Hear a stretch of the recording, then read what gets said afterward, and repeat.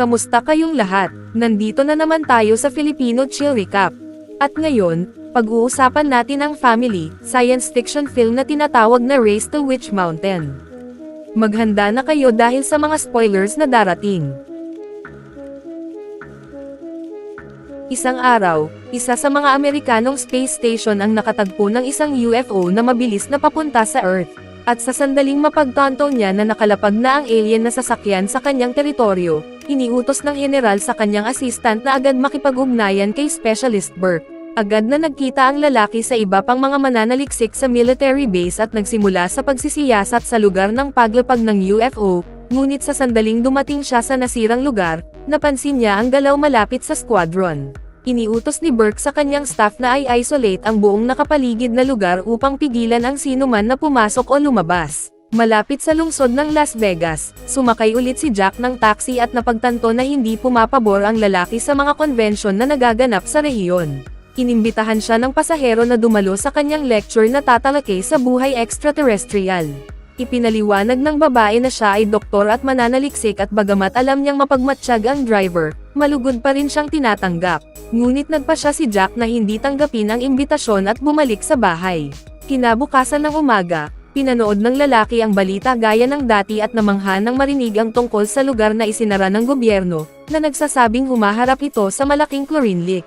Hindi alam ng publiko na ito rin ang parehong lugar kung saan nakalapag ang UFO. Pagkalipas ng ilang oras ng paghahanap, natagpuan ng team ni Burke ang ilang mga yapak na iniwan ng mga sumasalakay na alien. Pagkatapos, pumunta si Jack sa taxi stand upang simulan ang isa pang araw ng trabaho nang lapitan siya ng dalawang kriminal na nagtatrabaho para sa isang lalaking nagngangalang Mr. Wolf. Ipinaliwanag ng dalawa na gusto ng kanilang boss na bumalik si Jack sa trabaho para sa kanya dahil siya ang pinakamahusay na driver na naging bahagi ng kanilang organisasyon, ngunit tumanggi ang lalaki at sinabi sa kanila na umalis. Gayunpaman, patuloy na sinubukan ng mga kriminal na takutin ang taxi driver, kaya gumawa si Jack ng isang fighting maneuver upang hindi na sila makagalaw, sinasabi na hindi na siya muling magtatrabaho para kay Mr. Wolf. Sa sandaling iyon, dumating ang isang police car at tinapos ang alitan, kaya nakalabas si Jack sa taxi. Di nagtagal, nakatagpo niya ang dalawang kabataan sa backseat. Pagkatapos mabigla, tinanong niya sila kung ano ang kailangan nila. Upang pakalmayan siya, sinabi ni Sarah na kailangan nilang pumunta agad sa isang tiyak na lugar, habang ipinakita ni Seth ang malaking halaga ng pera, sinasabi na maaari nilang bayaran siya kung ano man ang kailangan niya. Bagamat nalilito, tinanggap ni Jack ang hiling ng dalawa at tinanong kung saan sila pupunta. Ang problema, hindi maipaliwanag ng mga kabataan ng tama ang kanilang destinasyon, kaya nagpasya ang lalaki na sundan ang direksyon na itinuro ng babae. Samantala, natuklasan ni Burke at ang kanyang mga eksperto ang recordings ng dalawa na tumatakas at nalaman na sila pala ay mga alien na nagkukunwaring tao. Bukod sa kakayahang maghalo sa karamihan, nagawa pa ng mga alien na nakawin ang isa sa mga ATM sa Las Vegas nang hindi man lang hinawakan ang makina.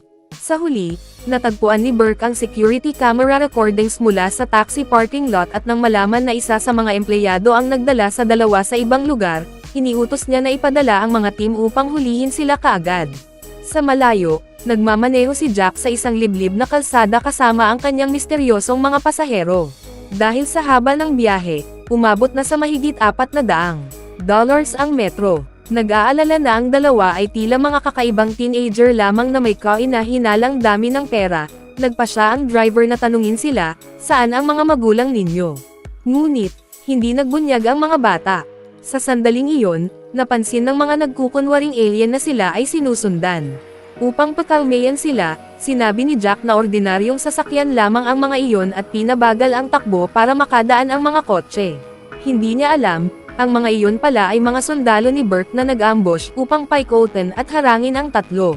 Gamit ang kanyang reflex bilang isang bihasang driver, nagawa ni Jack na makatakas sa atake, ngunit mas agresibo ang convoy at sinubukan siyang i-trap sa pamamagitan ng pag-ikot sa paligid ng kanyang taxi.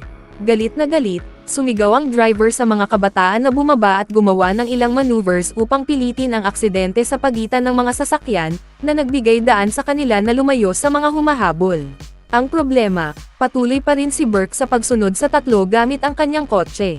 Nang maalerto ng babae, sinubukan ni Jack na magpabilis pa. Determinado na ayusin ang sitwasyon mismo, sinabi ni Seth sa kanyang kapatid na maghintay sa taxi at nag-teleport palabas.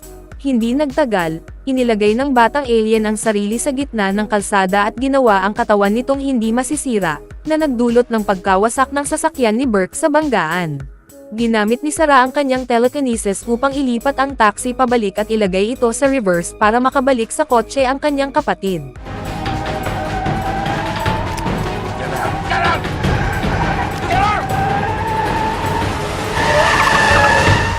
Galit na galit, sinabi ni Jack sa dalawa na maghintay doon at siya mismo ang humarap sa mga lalaki.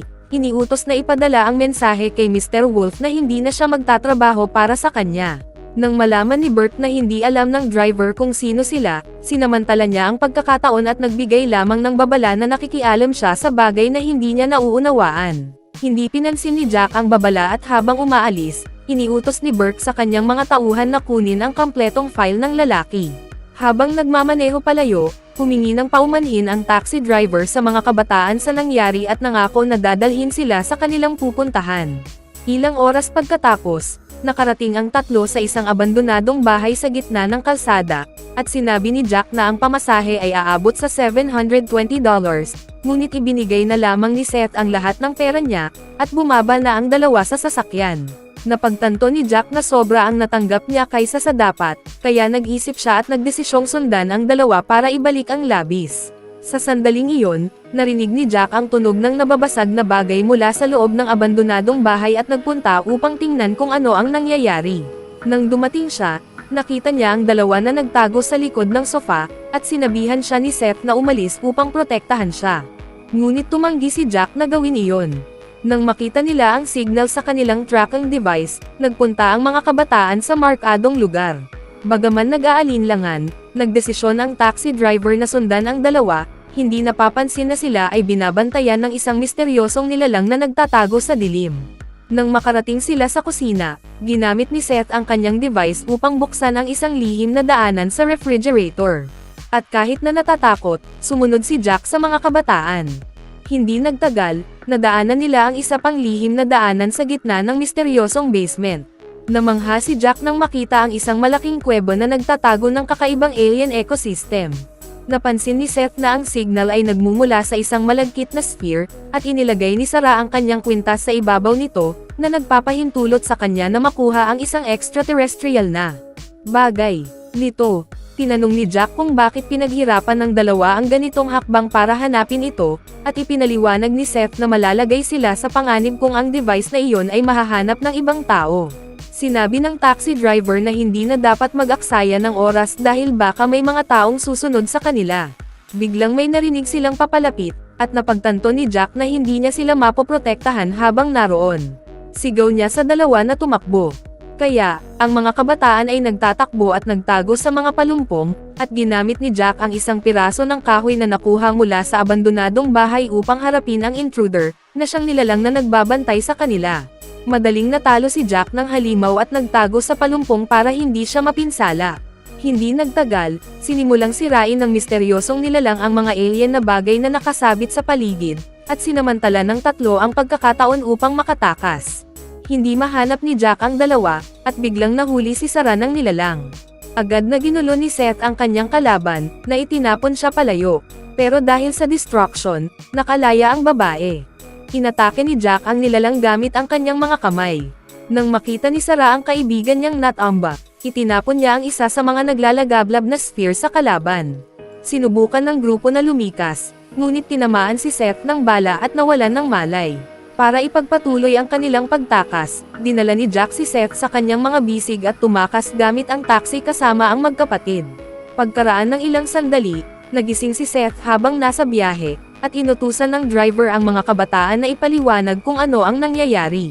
The cab doesn't move until your mouths do. So start talking. We are dealing with issues outside the realm of your world. Ngunit nagulat sila sa isang alien drone, kaya pinaliko ni Jack ang sasakyan palabas ng kalsada para iwasan ang mapanirang atake ng eroplano. Agad siyang nagmaneho patungo sa isang tunnel, at habang nagtatago, ipinaliwanag ni Sarah na ang nilalang na humahabol sa kanila ay isang siphon, isang nilalang na sinanay upang habulin at paksain lahat ng target sa kanyang misyon. Sa sandaling iyon, muling lumitaw ang drone sa harap ng grupo at papalapit sa pasukan ng tunnel, na nagdulot ng matinding kaba kay Jack. Sa kabila nito, hindi sila matagpuan ng alien machine, kaya nagdesisyon silang dumaan sa riles ng tren. Sa loob ng ilang segundo, nagulat ang grupo sa isang atake mula sa alien ship sa himpapawid. Matapos silang tumawid sa isang tulay, sinubukan ni Jack na makatakas sa pamamagitan ng pagpasok sa isa pang tunnel. Ang problema, nakapasok ang eroplano sa tunnel, kaya ginamit ni Sarah ang kanyang kapangyarihan upang padalasin ang takbo ng taxi. Kasabay nito, napansin ng tatlo ang paparating na freight train, at para maiwasan ang banggaan, pinaandar ng engineer ang emergency brakes. Bagaman nakatakas sila, tinamaan ang engineer ng pagsabog, na sumere rin sa spacecraft. Hindi na nag-aksaya ng oras ang grupo at sa galit sa lahat ng nangyayari, inutusan ni Jack ang dalawa na ipaliwanag kung sino sila talaga. Inilipad ni Sarah ang ilang bagay sa loob ng taxi at ipinaliwanag na nagagawa nila ito dahil may ganap silang kontrol sa kanilang isipan. Pagkatapos nito, ipinagpatuloy ng tatlo ang kanilang paglalakbay habang ang nilalang ay gumagaling mula sa mga sugat nito matapos makatakas mula sa nasusunog na cabin. Ilang minuto ang lumipas, iniwan ni Jack ang kanyang taxi sa isang roadside mechanics at kasama ang mga kabataan, naghintay siya sa isang restaurant habang inaayos ang sasakyan. Biglang tumanggap ng tawag si Jack mula kay Burke, na nagsabing nasa labas siya at iniutos sa lalaki na dalhin ang mga kabataan sa kanya, at sinabi pa na lilinisin ang kanyang police record kung susunod siya. Ngunit tumanggi si Jack, at pagkatapos ay inalerto niya ang sheriff tungkol sa maraming armado na tao sa labas, bago siya nagtago kasama si Seth at Sarah. Pagdating nila sa restaurant at nasalayan si Burke at ang kanyang mga tauhan na sumasalakay, inutusan sila ng sheriff na ipaliwanag kung ano ang ginagawa nila. Ngunit hindi natakot ang eksperto at sinala niya ang kanyang mga tauhan na itutok ang kanilang mga baril sa mga tao. Kasabay nito, kinuha ng mga empleyado ng restaurant ang kanilang armas kasama ang mga kasamahan ng sheriff, na matatag na nagbantay para protektahan ang mga tao. Habang kausap ni Burke si Jack upang pakalmayan ang sitwasyon, lumapit ang isa sa mga waitress sa tatlong fugitives at inutusan silang sumunod sa kanya. Dinala nila ang grupo sa likod ng restaurant. Pagkatapos gamitin ni Seth ang kanyang kakayahan sa molecular manipulation upang makalusot sa ceiling hatch, nakatakas sila ng hindi nahuli. Ngunit nagulat ang taxi driver sa isang aso, kaya para pakalmayan ito, nakipagkomunikasyon si Sarah sa hayop gamit ang kanyang kapangyarihan, at naging maayos ang ugali nito. Agad na tumakbo si Jack kasama ang mekaniko upang kunin ang kanyang taxi, ngunit habang sinusubukan nilang umalis, napansin sila ni Burke, na iniutos sa kanyang mga sundalo na pigilan sila. Para makatakas, pinasabog ni Sarah ang mga makina ng sasakyan ng mga sundalo, kaya nakatawid si Jack sa convoy ng mabilis. Sa pagkakataong iyon, naghanda si Burke na barilin ang grupo, ngunit hinarang siya ng aso, na kumagat sa kanyang braso at agad na tumakas. Napansin ni Sarah ang kilos ng hayop, pinigilan niya ang taxi, at binuksan ang pinto para samahan sila ng aso sa kanilang pagtakas. Habang nasa biyahe, sinubukan ng grupo na makahanap ng paraan upang mabawi ang spaceship, na nakuha ng mga sundalo ng gobyerno.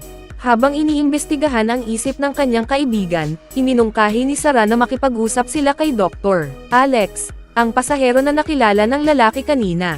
Kaya, nagsimula ang tatlo sa paghahanap sa babae. Pagdating nila sa convention, inutusan ng taxi driver ang isa sa mga empleyado na alagaan ang kanyang sasakyan at pakainin ang aso.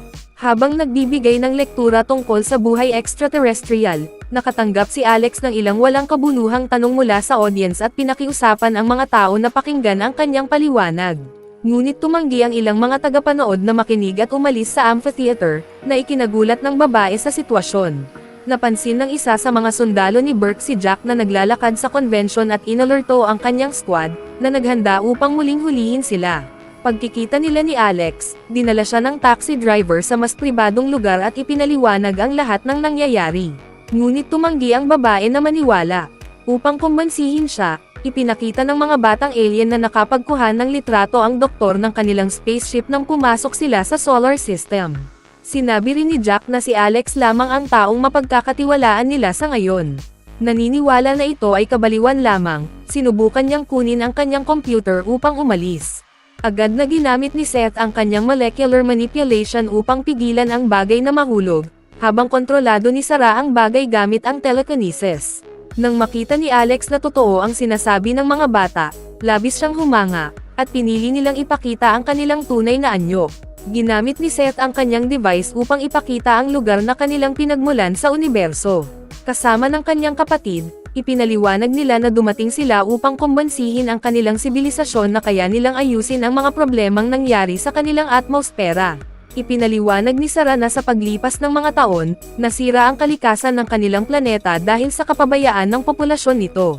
At upang maiwasan ang pagsalakay ng kanilang mga tao sa Earth, napilitan silang tumakas. Dahil ang kanilang mga magulang ay magagaling na siyentipiko, nagawa nilang dalhin ang device na nakakalap ng impormasyon tungkol sa mga ecosystem sa universo. At ayon sa kanilang mga tuklas, posible pang mailigtas ang kanilang planeta. Ang kailangan lamang nila ay makabalik sa kanilang tahanan bago pa manlusubin ng mga sundalong alien ang Earth, at dapat nilang maisakatuparan ang misyong ito nang hindi nahuhuli o napatay ng mabagsik na siphon. Kaya sinabi ni Alex na kailangan nilang kumilos agad, at gamit ang ilang contact na mayroon siya, ginabayan niya ang grupo upang makipagkita kay Mr. Harlan, isang eksperto sa astronomy. Matapos ipaliwanag ang buong sitwasyon, napansin ng grupo na hindi pa rin alam ni Harlan na ang mga batang ito ay mga alien na nakarating sa Earth, kaya napagpasyahan nilang panatilihin ang kanilang disguise upang maiwasan ang mga dagdag na tanong. Tinanong ng babae kung alam ng lalaki kung saan maaaring itinatago ng gobyerno ang spacecraft, at hindi nagdalawang isip, sinabi niya na tiyak na itinatago ito sa isang lugar na kilala bilang Witch Mountain. Ipinakita ni Harlan ang lokasyon ng taguan at ipinaliwanag na mahigpit itong binabantayan ng Secret Service. Nakalap ng grupo ang lahat ng impormasyon na kailangan nila, at bago umalis, ipinayo ng eksperto na huwag na silang magtiwala sa sino man hanggang sa makalusot sila sa pasilidad. Agad namang inutusan ni Alex si Jack na magkita sa kanya makalipas ang ilang minuto upang kunin ang kanyang gamit. Habang kausap ang babae, na-distract si Jack at nawala sa kanyang paningin ang mga bata.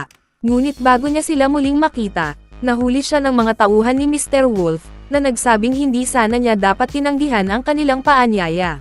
Alam niyang hindi siya maaaring magtagal sa lugar na iyon, kaya nagpa siya ang taxi driver na labanan ang mga kriminal, gamit ang mga armas ng isa sa mga cosplayer sa convention upang magsagawa ng fighting maneuver, at nagawa niyang patumbahin ang mga ito.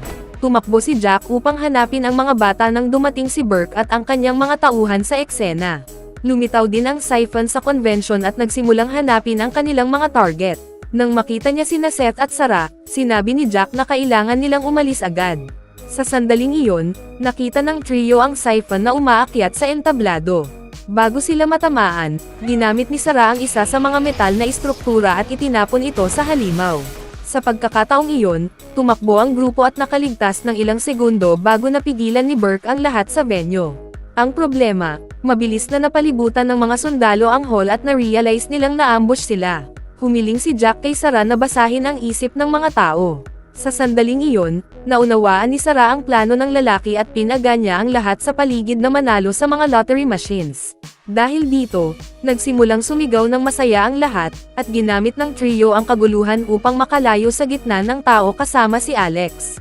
Paglabas, sumakay sila sa taxi at mabilis na umalis habang hinahabol ng mga awtoridad. Habang nagaganap ang magulong habulan, napalibutan ang taxi. Nang lumapit sila na parang susuko, napansin ni Burke na si Mr. Harlan pala ang nasa loob, na nag-alok maging pantikip habang ang tunay na mga target ay tumakas sa lungsod gamit ang kanilang trailer. Ngayon na mayroon silang bagong sasakyan at walang sundalo na sumusunod, nagawa ng grupo na hanapin ang lokasyon ng Witch Mountain at mag-hike sa gubat upang maabot ang mataas na punto, na nagbibigay daan sa kanila upang obserbahan ang pasukan. Na-realize nila ang mataas na antas ng seguridad sa pasilidad, kaya sinabi ni na Alex at Jack na maaari nilang subukan hanapin ang tunnel na papasok sa base. Ngunit sa sandaling iyon, tinamaan ang mga bata ng tranquilizer darts.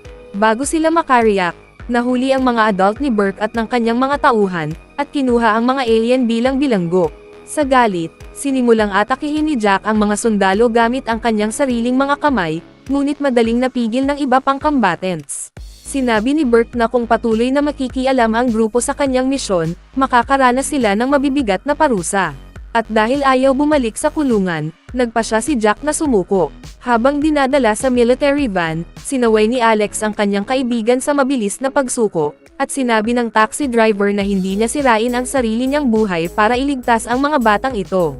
Sa galit, sinampal ng babae ang lalaki sa mukha, at dahil sa gulo, nagamit ni Jack ang pagkakataon upang patumbahin ang mga gwardya gamit ang kanyang lakas. Ipinakita na pala na ang pagsuko ng grupo ay plano lamang upang makalayo mula sa malaking grupo ng sundalo. Ngayon na sila ay malaya, agad nilang sinimulan ang misyon upang iligtas ang mga batang paparating na pag-aralan ng mga siyentipiko. Mabilis na nakapasok sina Alex at Jack sa pasilidad sa pamamagitan ng exhaust ducts. Bago pa man sila matamaan ng susunod na pagsabog, sumadsad sila sa isa sa mga tunnel upang protektahan ang kanilang sarili. Dahil dito, dumulas sila ng mabilis patungo sa isa sa mga underground wings ng pasilidad. Pagkatapos makalapag, palihim nilang nilibot ang lugar upang hanapin ang mga bata. Sa sandaling marating nila ang laboratory area, nagtago sina Alex at Jack upang magplano kung paano ililigtas ang mga bata. Ngunit sa sandaling iyon, sinalakay ng Siphon ang Witch Mountain.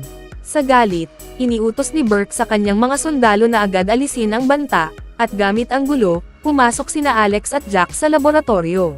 Matapos patumbahin ang isa sa mga siyentipiko, nagsuot sila ng protective suits, at hindi nag-aksaya ng oras, sinimulan nilang atakihin ang iba pang siyentipiko gamit ang mga bagay sa paligid upang ma-neutralize ang mga ito.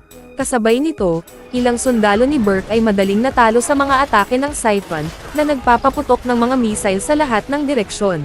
Nang makita na papalapit ang halimaw sa laboratorio, na-realize ni Burke ang layunin ng nilalang at inutusan ang lahat ng unit na humabol sa mga alien.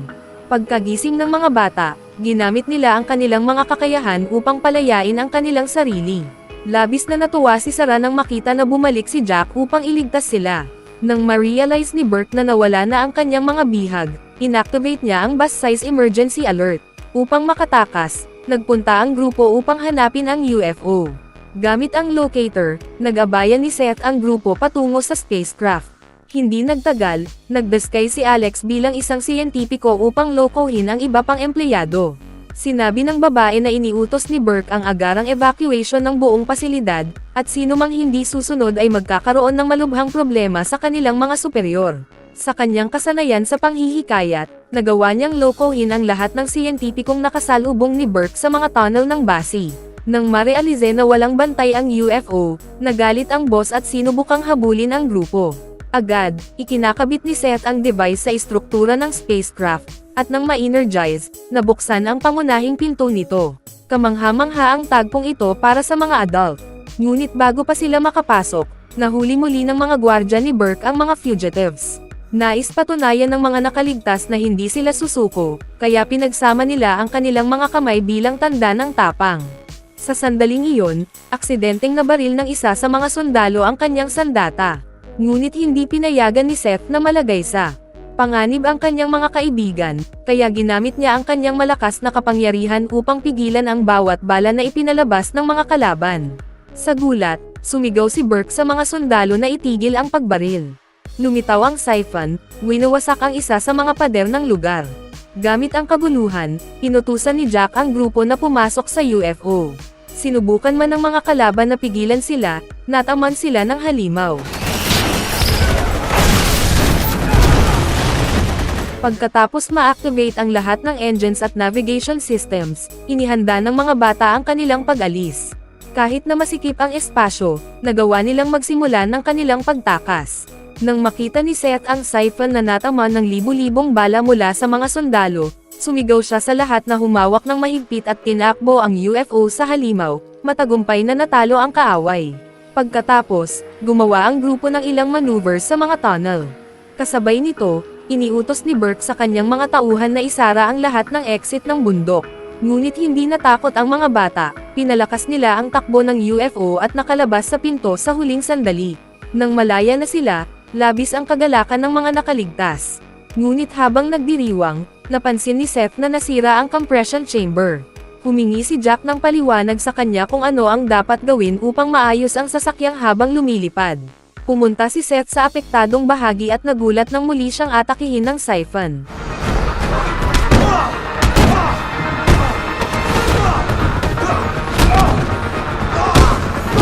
Na-realize niyang may mali, kaya inutusan niya si Alex na imaneho ang spacecraft kasama ang kanyang kapatid at tumakbo upang tulungan si Jack, na nagawang tanggalin ang helmet ng halimaw habang nakikipaglaban. Sumigaw si Seth upang ilihis ang atensyon ng Siphon at nag-dematerialize upang maiwasan ang mga atake nito.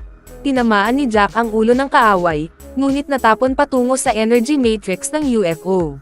Sinubukang tapusin ng Siphon si Jack sa pamamagitan ng paghawak sa kanyang leeg, ngunit tinamaan ito ni Seth. Habang muli nag-dematerialize si Seth, hinela ni Jack ang halimaw papunta sa Reyes at agad na sinuntok ang mukha nito, na nawasak ng matrix. Matapos mailigtas ang kanyang kaibigan, isinara ni Seth ang pinto, kaya na-stabilize ang spacecraft. Malayo sa Witch Mountain, ibinigay ng mga bata kay Jack ang locator, at sinabing kapag tiningnan niya ang aparato, malalaman ng kanyang kaibigan na ligtas na silang nakarating sa kanilang planeta. Pagkatapos, niyakap ni Alex ang mga bata bilang pamamaalam. Bago sila umalis, niyakap ni Sarah si Jack, na nangakong aalagaan ang aso na kanilang inampon sa kanilang paglalakbay. Sa wakas, sumakay ang mga alien na magkapatid sa kanilang barko at umalis patungo sa kanilang planeta, alam na dahil sa tulong nina Alex at Jack, maliligtas nila ang kanilang sibilisasyon. Ano ang iyong opinyon tungkol sa pelikulang ito? Iwan ito sa mga komento sa ibaba. Bago tayo magtapos ay isa-shoutout muna natin si Jule Manning, Hani Mark Solan, Ryzen Atiliero, Wilfredo Bea, Hilario Basas from Croatia, Ino Suke from Lipata Surigao, Ivy Suhitado from Cebu City, Jesny Vergara from POV Corpus Masbate City, Luisito Hironila from Muntinlupa City, at Rosalie Bernal from Bagong Silang Caloocan City. Mag-subscribe na kung hindi ka pa nakasubscribe, pindutin na rin ang notification bell at like button para sa marami pang movie recap katulad nito, at mag-iwan ng comment down below. And as always, thank you for watching.